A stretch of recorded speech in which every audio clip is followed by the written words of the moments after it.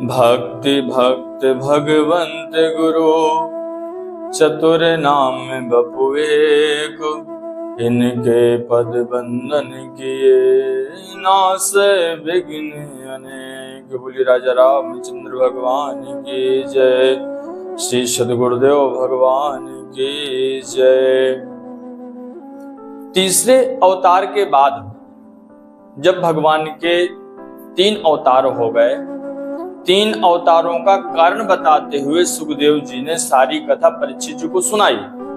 तो परीक्षित जी के अंदर और जिज्ञासा जगी कि भगवान ठाकुर जी ने चौथा अवतार कब, कैसे और किस लिए ग्रहण किया। सुखदेव जी बड़े प्रसन्न चित्त हुए और प्रसन्न चित्त होकर भगवान के उस विकराल रूप को अपने हृदय में स्मरण करते हुए बड़े भाव से परीक्षित जी को कथा सुनाते हैं कि परीक्षित, ये कथा जब भगवान श्री हरि ने हिरण्यकश्यपु के बड़े भाई का वध कर दिया, भगवान जब वराह रूप में आए और यक्ष का जब वध कर दिया, तो उसकी जो माता दिति, पत्नी भानुमति और भाई हिरण्यकश्यपु बड़े दुखी हुए, बहुत दुखी हुए कि श्री हरि ने हिरण्याक्ष का वध कर दिया। इसके बाद में हिरण्यकश्यपु ने सबको समझाया, माता को, अनेक अनेक परिवारजनों को, सब लोगों को साहस बंधाया, लेकिन स्वयं साहस ना उसका बंध सका और प्रतिशोध की जो ज्वाला थी उसके हृदय में धधकने लगी कि मैं अपने भाई का बदला श्री हरि से लूंगा। तो वो जाने लगा स्वर्ग पर आक्रमण करने। तो उसी बीच में गुरु शुक्राचार्य वहां पधारे और शुक्राचार्य जी ने कहा कि हे दैत्यवर, तुम ऐसे विजय नहीं प्राप्त कर सकते हो। सर्वप्रथम तुम पहले तप करो, ब्रह्मा जी की उपासना करो और ब्रह्मा जी को इतना प्रसन्न करो कि वह अमृत का वरदान तुमको दे दें। ये बात हिरण्यकश्यपु के हृदय में बैठ गई और वो मंदराचल पर्वत पर गए और वहां पर खूब तप किया। इसी बीच में जब हिरण्यकश्यपु तप करने चला गया तो जो उनकी पत्नी थी कयाधु, तो वो इंद्र ले गया। और इंद्र इसलिए ले गया कि कयाधु जी के गर्भ में बच्चा था, तो सोचा कि उस बच्चे को भी नष्ट कर दूं ताकि इन दैत्यों का जो कुल है वो बढ़ ना पाए। लेकिन उसी बीच में नारद जी आते हैं और इंद्र को समझाते हैं कि ये जो बच्चा आने वाला है ये साधारण नहीं है, ये भगवान श्री हरि का परम भक्त है और इसी के माध्यम से सारी लीला प्रतिपादित तो होगी। तब इंद्र को अपने भूल का एहसास हुआ और उन्होंने कहा, हे देवर्षि, इसके लिए मैं क्षमा प्रार्थी हूँ और मैं आगे क्या करूं। तो उन्होंने कहा कि कयाधु को मेरे हवाले करो। तब नारद जी कयाधु जी को लेकर अपने आश्रम में आए और सतत हरि भक्ति करने लगे। उसका परिणाम ये हुआ कि गर्भ में रहते हुए वह बालक भगवत भक्त हुआ। उसकी कथा आगे आएगी, लेकिन हिरण्यकश्यपु का तप प्रारंभ हो गया और तप भीषण तप किया, घोर तप किया। ऐसा तप किया कि तीनों लोगों के जो जीव थे वो वायु को जब उसने रोका तो वो परेशान हो गए उसके तप से। तब इंद्रादि सभी देवता ब्रह्मा जी के पास गए कि प्रभु उसको वर दीजिए, नहीं तो फिर बड़ी भीषण समस्या उत्पन्न हो जाएगी। तब ब्रह्मा जी उस परिस्थिति को समझते हुए हिरण्यकश्यप के पास में गए और उससे कहा कि मैं तुम्हारी तपस्या से तृप्त हूं और तुम जो चाहो तो वर मांग लो। हिरण्यकश्यप ने कहा कि हे भगवान, मुझको सिर्फ अमृत का वर चाहिए। तो ब्रह्मा जी ने कहा कि हे पुत्र, ये वर देने में मैं असमर्थ हूं, क्योंकि ये वर मैं नहीं दे सकता, क्योंकि मैं स्वयं अमर नहीं हूं, तो मैं तुमको ये वर कैसे दे दूं। और इसके अलावा जो चाहो तो मांग लो। तो हिरण्यकश्यप ने सोचा कि ठीक है। तो उन्होंने कहा कि सर्वप्रथम आपकी बनाई मैं वस्तु से न मरूं, आपने जिसको निर्मित किया है, किसी भी प्रकार से मैं उस वस्तु से न मरूं, जीव जंतु दानव मानव कोई भी हो, मैं उससे न मरूं। कहने लगा ठीक है। फिर कहते हैं ना मैं दिन में मरूं न रात में मरूं, तो कहते हैं ठीक है। फिर कहते हैं कि मैं ना 12 महीने में मरूं, तो कहते हैं ठीक है। फिर कहते हैं कि ना मैं बाहर मरूं ना अंदर मरूं, तो कहते हैं ठीक है, ये भी हमने तुमको दिया। इसके बाद कहते हैं ना मैं देवताओं से मरूं न राक्षसों से मरूं न अन्य किसी जीव जंतु किसी प्राणी से मरूं। उन्होंने कहा ठीक है। फिर उसने कहा कि देवताओं के समान मेरा ऐश्वर्य हो, दिक्पालों के समान मेरा यश हो, मेरा वैभव हो, मैं सभी को जीत लूं, इस चराचर में जितने प्राणी हैं मैं सभी को जीत लूं। उन्होंने कहा ठीक है। उन्होंने जो जो अमृत के अलावा उसने मांगा, तो ब्रह्मा जी ने उसको वरदान दिया। इसके बाद ब्रह्मा जी अंतर्ध्यान हो गए और वो पुनः अपनी नगरी को लौट आया। और जब वो आया और सुना कि उसको पुत्र रत्न की प्राप्ति हुई है, पुत्र जो प्रहलाद जी थे तो वो नारद जी के ही आश्रम में ही हुए थे, तो नारद जी ने ही उनका नाम प्रहलाद रखा था। और नारद जी एक तरीके से सारे भगवत भक्ति के गुण प्रहलाद जी के अंदर डाल, तो वो ठाकुर जी का इतना परम भक्त हो गया कि आगे चलकर हिरण्यकश्यप भी परेशान हो गया।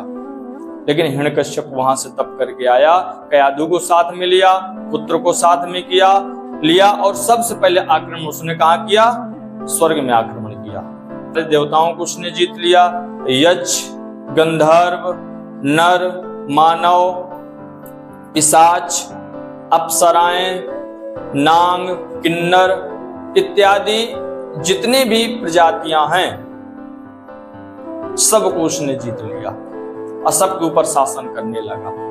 इस तरीके से जब वो वर पाके जब अत्याचार करने लगा कि संपूर्ण दिशाओं को उसने जीत लिया। फिर एक बार उसने सभा में सब दैत्यों को बुलाया और कहा कि अब जो ब्राह्मण हैं, जो ऋषि मुनि हैं, अब इनको मारो। क्यों? क्योंकि ये स्वाध्याय करते हैं, ये दान देते हैं, ये तप करते हैं, ये भजन करते हैं, जिसके प्रभाव से देवता लोग पुष्ट होते हैं, इसलिए अब इनको मारो। कि दैत्य जगह जगह गए, जहां ब्राह्मणों को देखते कि जब तप में लगे हैं, स्वाध्याय में लगे हैं, उनको मारने लगे, साधु संतों को परेशान करने लगे, यज्ञ हवन इत्यादि सब बंद हो गए। और जहां जो कोई करता तो उसको तुरंत मार डालते जो दैत्य लोग थे। इधर धीरे धीरे जो प्रहलाद जी हैं वे बड़े होने लगे, गुरुकुल में गए, पढ़ाई की। पढ़ाई से एक दिन जब वो आए तो पिताजी ने बड़े ही सुंदर तरीके से, बड़े भाव से गोद में बैठाया और उनसे पूछा कि पुत्र क्या पढ़े हो, क्या पढ़कर आए हो, कुछ सुनाओ हमको। प्रहलाद जी उत्तर देते हुए कहते हैं कि पिताजी, इस जगत में, इस संसार में हरि ही श्रेष्ठ हैं, हरि की लीला ही श्रेष्ठ है और हरि का नाम ही श्रेष्ठ है। इस चराचर जगत में हरि ही सबके आत्मीय रूप से विद्यमान हैं, उनके अलावा कोई नहीं है। जब ऐसा सुना तो महाराज इतना वो आग बबूला हो गया, इतना क्रोधित हो गया कि तुरंत अपने बालक प्रहलाद को उसने गोद से फेंक दिया और एकदम जुझला के बोला, करे मूर्ख, मैं ही भगवान हूं, मेरे अलावा थोड़ी ना कोई है। कौन हरि, किसका हरि, कैसा हरि? और नाना प्रकार से दुर्वचन बोलने लगे और बुलाया उनको, जो प्रहलाद जी के गुरु थे उनको बुलाया और तुरंत उनको कहा कि इसको ले जाओ, क्या शिक्षा तुम लोग देते हो, और नाना प्रकार से डांट लगाते हुए उनको ले गए। इसके बाद प्रहलाद जी गए और प्रहलाद जी देखा कि अपने समकालीन जो विद्यार्थी थे, जो छात्र थे, तो उन्होंने प्रश्न किया कि मतलब हरि कौन, कैसे हरि? तो प्रहलाद जी ने धीरे धीरे वही रंग, कौन सा रंग? भक्ति का रंग, सहपाठियों को भी लगवा दिया। अब तो गुरुकुल में सिर्फ हरि नाम का ही कीर्तन होने लगा। प्रहलाद जी ठाकुर जी के बहुत ही उच्चतम भक्तों में से। फिर पुनः जब एक बार दरबार में आए, फिर हिरण्यकश्यप ने उनसे प्रश्न किया कि पुत्र, अब तुमने क्या सीखा? तो उनका जवाब वही था कि पिताजी, यह जो शरीर है पांच भौतिक, ये किसी योग्य नहीं होता, ये काल के अधीन है। एक समय आता है कि ये शरीर चला जाता है। यहां संसार सपनवत है, यहां संसार में कुछ भी टिकाऊ नहीं है। आप उन चीजों को समझिए और तुरंत भजन में लग जाइए और हरि से बैर न कीजिए। अगर आप हरि से बैर करेंगे तो आपका किसी भी काल में कल्याण नहीं है। इस प्रकार जब प्रहलाद जी अनेकानेक तरीके से समझाया तो हिरण्यकश्यप और क्रोधित हो गए और नाना प्रकार से अब वो प्रहलाद जी को दंडित करने लगे। कैसा दंडित किया? उनको विष पिलवाया गया, पहाड़ों से गिरवाया गया, सम्रासुर की माया अनेक प्रकार से डरवाया गया और होलिका से जलवाया गया। लेकिन प्रहलाद जी का एक भी बाल बांका न हुआ, एक भी बाल बांका न हुआ। न उनका आत्मविश्वास कम हुआ और निरंतर बढ़ा और कुछ नहीं हुआ। तब इससे वो अति परेशान हो गया हिरण्यकश्यप को। फिर उसने स्वयं निर्णय लिया कि अब मैं ही इसको मारूंगा। तो राजसभा में बुलवाया गया। प्रहलाद जी वहां पर गए और सिंहासन में हिरण्यकश्यप बैठे थे। राजकुमार प्रहलाद जी को भी बुलवाया गया, वो भी आए। इसके बाद प्रहलाद जी से प्रश्न किया गया, बताओ तुम्हारे हरि कहाँ हैं? तो उन्होंने कहा कि मैं किस जगह बताऊं जहां मेरे हरि नहीं है। मानस में गोस्वामी तुलसीदास जी कहते हैं, हरि व्यापक सर्वत्र समाना, अप्रेम ते प्रकट होई में जाना। भगवान तो प्रेम से ही प्रकट होते हैं और ऐसी कोई जगह नहीं है जहां पर ठाकुर जी नहीं है। हिरण्यकश्यप और प्रहलाद जी में उत्तर प्रति उत्तर प्रारंभ हो गया। हिरण्यकश्यप ने जाना कि पूर्ण रूप से भगवत भक्त है, इसलिए और क्रोधित हो गया और अपने दुश्मन की भांति समझने लगा प्रहलाद जी को।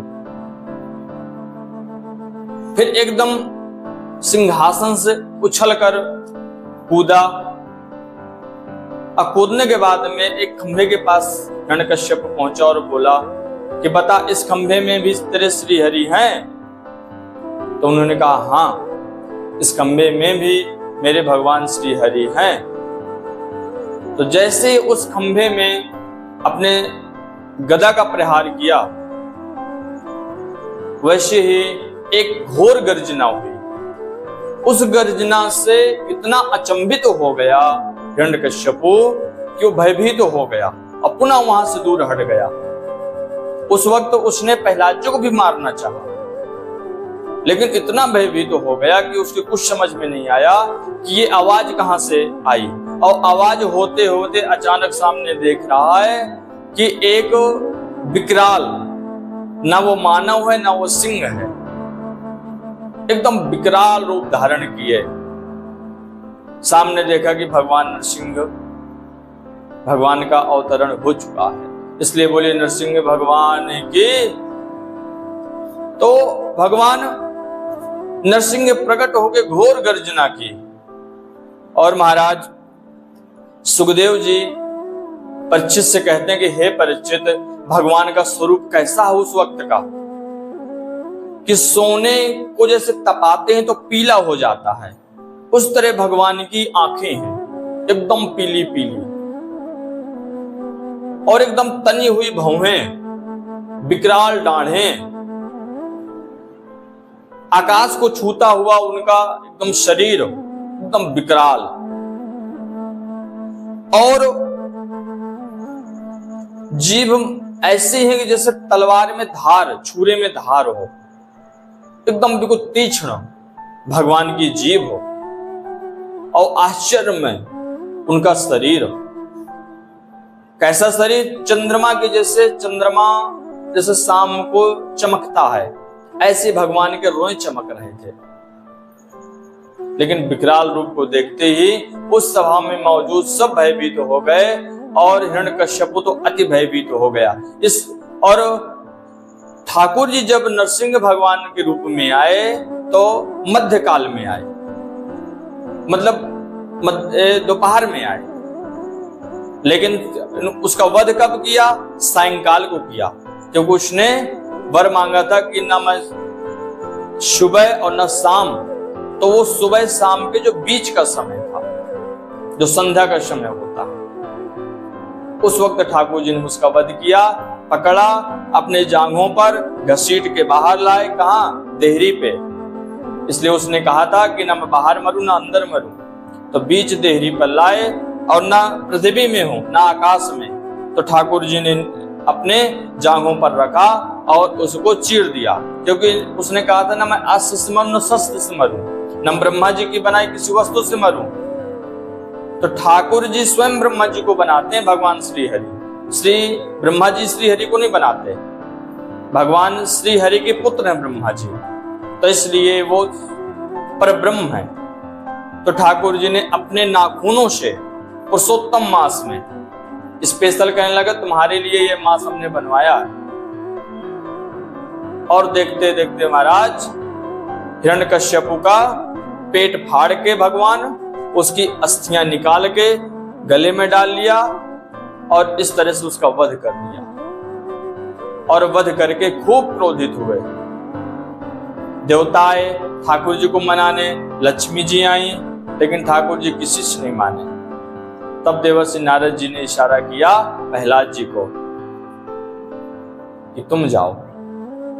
तो प्रहलाद जी गए। तो जैसे प्रहलाद जी ठाकुर जी के समीप गए तो ठाकुर जी ने अपने उसको अंक से भर लिया और महाराज ऐसे चाटने लगे जैसे एक गाय अपने नवजात शिशु को चाट चाट के साफ कर देती है। तो ठाकुर जी ऐसे लाड लड़ा रहे प्रहलाद जी से और बार बार क्षमा भी मांग रहे कि हे पुत्र बड़ी देर हो गई, तुमने बहुत कष्ट सहा। तो भगवान ऐसे भक्ति के परवश हो जाते हैं महाराज। इस तरह भगवान का बड़ा ही सुंदर, बड़ा ही अद्भुत लीलामय नरसिंह भगवान के रूप में भगवान चौथे रूप में अवतरित हुए और अवतरित होकर दैत्यों का संहार किया और भक्ति की अपने रक्षा की। तो इसी प्रसंग को सुखदेव जी ने परीक्षित जी को श्रवण कराया और वही कथा हम आप लोगों ने श्रवण की।